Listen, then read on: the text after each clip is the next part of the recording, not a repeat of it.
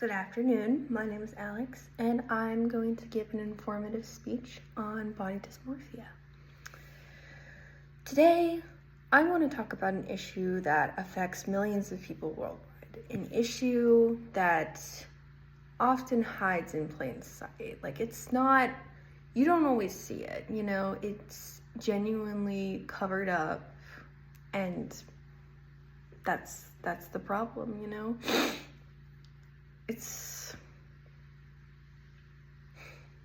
called body dysmorphia or body dysmorphic disorder. Body dysmorphia is a mental health condition characterized by an obsessive focus on a perceived flaw in appearance, one that may be mirror or completely imagined. So you could be seeing what you're seeing in the mirror and not like it, or maybe you're just too hard on yourself about your body and you're just imagining that people think all these things about you, and it's not a healthy thing, and no one should be going through it. So people with body dysmorphia often believe they look ugly, deformed, or abnormal in some way. These negative thoughts can dominate their lives, causing severe emotional distress and impairing daily functioning. So as a person who's going through it myself, it definitely does take a little bit of control over my everyday things. I could be doing my homework, or I could be doing whatever, laundry, other chores and stuff, and I'll just be thinking about how bad my body is, even though there's nothing wrong with it.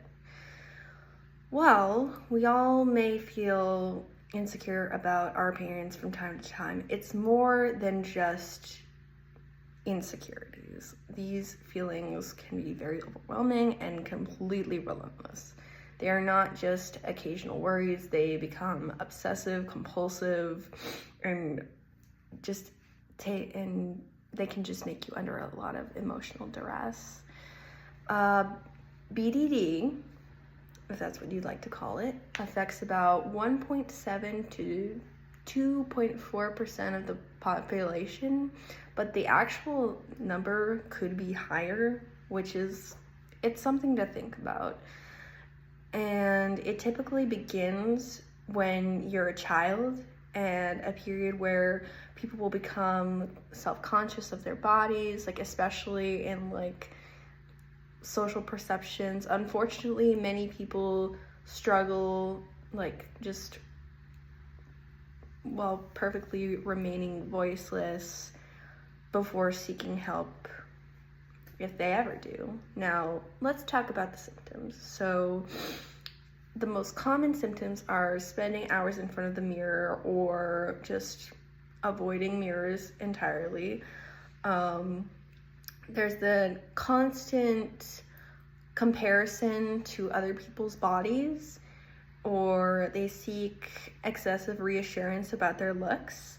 They engage in repetitive behaviors like skin picking or excessive grooming, and they avoid social situations to hide their flaws. And then they undergo multiple cosmetic procedures without satisfaction.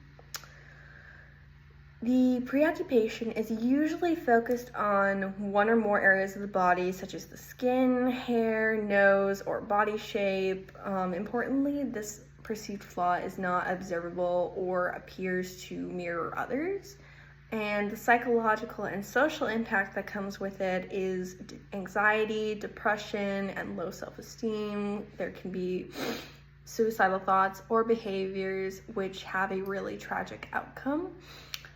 The disorder can impair their academic performance, job performance, productivity, personal relationships, performances in sports.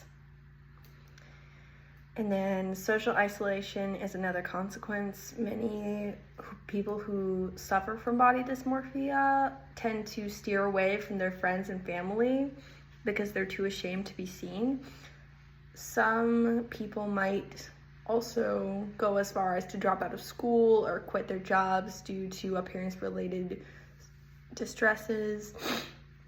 The causes and risk factors are, like many health disorders, body dysmorphia likely results from the combination of biological, psychological, and environmental factors. Like biological factors may include differences in imbalance in neurotransmitters like serotonin. Psychological factors such as child trauma or abuse can often trigger unhappy self-image. And then there's also cultural and societal pressures, especially like you see it a lot in like modeling or social media or even in like Hollywood, when there's a lot of unrealistic beauty standards, and like we just live in this world like obsessed with perfection. And we see it on like programs, TVs, magazines, social media, etc., telling us what's beautiful and what's not, which is very harmful. And then the diagnosis and treatment it's usually made by a mental health professional, such as a therapist, psychiatrist, or psychologist, based on clinical interviews and symptom assessments. It's important to rule out other conditions like eating disorders or OCD, which can have overlapping symptoms. And yes, it is treatable. One of the most common forms of treatment is cognitive behavioral therapy, otherwise known as CBT. It helps individuals challenge distorted beliefs and helps them feel a little happier and healthier with the way that they are and their appearance, and just positive coping strategies. And then there's medication. Particularly, most people with body dysmorphia will take serotonin inhibitors, which can often help manage symptoms, especially in moderate to severe cases. And then there's also support groups, which are super beneficial. Mindful practices, self-compassion, and just being able to talk about it with people who share similar stories and similar perspectives as you is a lot more helpful than people like to believe. Anyways, how you can help, whether or not you struggle, or someone who struggles, or you want to reach out to someone who struggles, etc. It's important to be educated about it.